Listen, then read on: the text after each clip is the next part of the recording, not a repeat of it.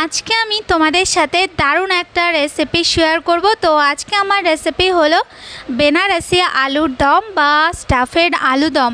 আর এটা তোমরা রুটি, পরোটা, ফ্রাইড রাইস, পোলাও বা নান যে কোনো কিছুর সাথে খেতে পারো।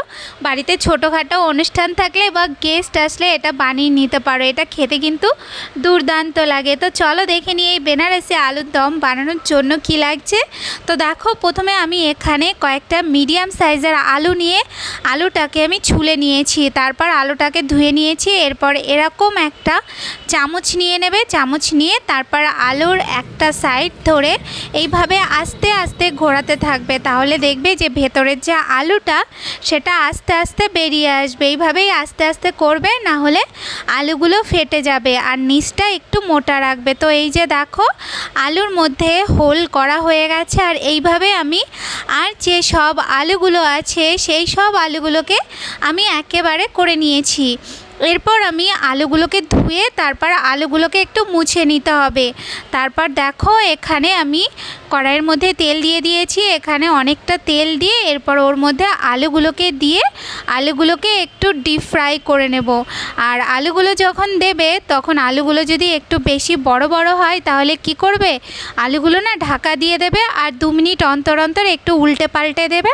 তাহলে দেখবে আলুগুলো তাড়াতাড়ি ভাজাও হয়ে যাবে আর সেদ্ধও হয়ে যাবে।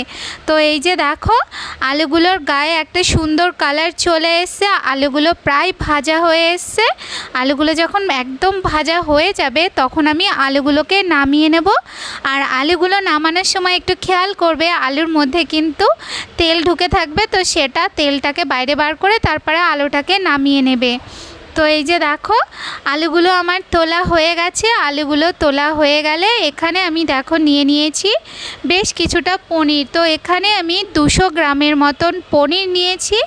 এরপর আমি পনিরটাকে গ্রেট করে নেব। পনিরটাকে কিন্তু মোটা মোটা করে গ্রেট করবে না, পনিরটাকে একদম পাতলা পাতলা করে গ্রেট করবে। তো এই যে দেখো, পনিরটা আমার গ্রেট করা হয়ে গেছে। এরপর আমি ওর মধ্যে দিয়ে দেবো, এখানে আমি 2টো মিডিয়াম সাইজের পেঁয়াজ কুচি আর দিয়ে দিয়েছি লঙ্কা কুচি। তো যেমন লঙ্কা খাবে সেই বুঝে লঙ্কা কুচি দিয়ে দেবে।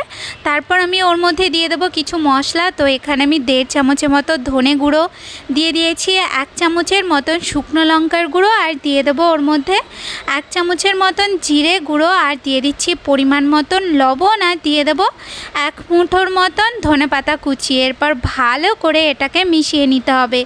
এখানে পনিরটাকে ভালো করে একটু চটকিয়ে চটকিয়ে মিশিয়ে নিতে হবে।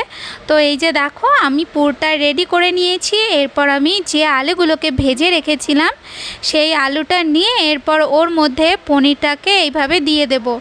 আর এইভাবে হালকা হাতে একটু চেপে দিতে হবে, চেপে চেপে পনিরটাকে একটু ঢুকিয়ে দিতে হবে। তো এই যে দেখো, আমি একটা করে নিয়েছি। আর এইভাবেই আমি আর যে আলুগুলো ছিল সেই সব আলুগুলোর মধ্যে আমি পনিরের পুরটা এইভাবে ভরে দিয়েছি। এরপর আমি এই দিকে একটা পাত্রের মধ্যে নিয়ে নেব অল্প একটুখানি তেল। তারপর ওর মধ্যে দিয়ে দেব 8-10টার মতন রসুন কোয়া, দিয়ে দেব 1.5 ইঞ্চির মতন আদা, আর দিয়ে দেব একটা বড় টমেটো কুচি, আর ওর মধ্যে দিয়ে দেবো একটা বড় পেঁয়াজ, আর ওর মধ্যে দিয়ে দিচ্ছি 1 মুঠোর মতন বাদাম, আর দিয়ে দেবো 1 মুঠোর মতন কিশমিশ। তো এখানে আমার কাছে কাজু বাদাম ছিল না, ওর জন্য আমি এখানে নর্মাল বাদাম দিয়েছি। এরপর 1 মিনিটের মতন একটু নাড়াচাড়া করে নিয়ে তারপর ওর মধ্যে আমি জল দিয়ে এই সব কিছুকে একটু সেদ্ধ করে নেব। আর এই সময় আমি ওর মধ্যে কয়েকটা কাঁচা লঙ্কাও দিয়ে দিয়েছি। আর এটা যখন সেদ্ধ হয়ে যাবে তখন এটাকে নামিয়ে নিয়ে এটার একটা পিউরি বানিয়ে নিতে হবে। এরপর আমি গ্যাসের মধ্যে অল্প তেল দিয়ে ওর মধ্যে জিরে আর তেজপাতা ফোড়ন দিয়ে ওর মধ্যে অল্প করে একটুখানি হলুদ গুঁড়ো আর 1 চামচের মতন একটুখানি লঙ্কার গুঁড়ো দিয়ে দেবো, তাতে করে কালারটা সুন্দর আসবে। এরপর হালকা হাতে একটু নাড়িয়ে নিয়ে যে টমেটো কাজুর যে পিউরিটা বানিয়েছিলাম সেটা আমি ওর মধ্যে দিয়ে দেবো। এরপর মশলাটাকে একটু নাড়িয়ে চাড়িয়ে তেলটার সাথে একটু মিশিয়ে নিতে হবে। তো এই যে দেখো, এখনই কালারটা কতটা সুন্দর চলে এসছে। এরপর ওর মধ্যে দিয়ে দেবো কিছু গুঁড়ো মশলা। এখানে দিয়ে দিচ্ছি 1 চামচের মতন জিরে গুঁড়ো, দিয়ে দেবো 1/2 চামচের মতন একটু ধনে গুঁড়ো, দিয়ে দেবো এখানে পরিমাণ মতন একটু লবণ, আর ওর মধ্যে দিয়ে দেবো 1 চামচের মতন একটুখানি চিনি। এরপর আমি ওর মধ্যে হাফ চামচের মতন একটু গুঁড়ো গরম মশলা দিয়ে তারপর ভালো করে নাড়িয়ে চাড়িয়ে নিয়ে 2 মিনিটের মতন একটু এই মশলাটাকে কষিয়ে নিতে হবে। মশলাটা যখন একটু ভালো মতন কষে যাবে, মশলাটা ভালো করে ফুটে উঠবে, সেই সময় আমি ওর মধ্যে দিয়ে দেব দই। আর এই সময় গ্যাসটাকে একদম কম করে দেব। এখানে আমি 3 থেকে 4 চামচের মতন একটু দই দিচ্ছি আর দইটাকে একটু ফেটিয়ে নেব। এরপর নাড়িয়ে চাড়িয়ে নিয়ে এরপর ঢাকা দিয়ে 3 থেকে 4 মিনিটের মতন আবারও কষিয়ে নেব। 3 থেকে 4 মিনিট ঢাকা দিয়ে কষানোর পর যখন গ্রেভিটা ভালো মতন ফুটে উঠবে তখন আমি গ্যাসটা আবারও একটু কমিয়ে দিয়ে এরপর যে আলুগুলো ছিল সেই আলুগুলোকে আমি দিয়ে দেবো আস্তে আস্তে। আলুগুলো দিয়ে এরপর ওর ওপর থেকে দিয়ে দেবো 1 চামচের মতন একটু কাসুরি মেথি। কাসুরি মেথিটা দিয়ে তারপর ঢাকা দিয়ে আবারও 3-4 মিনিটের মতন একটু রান্না করে নিতে হবে।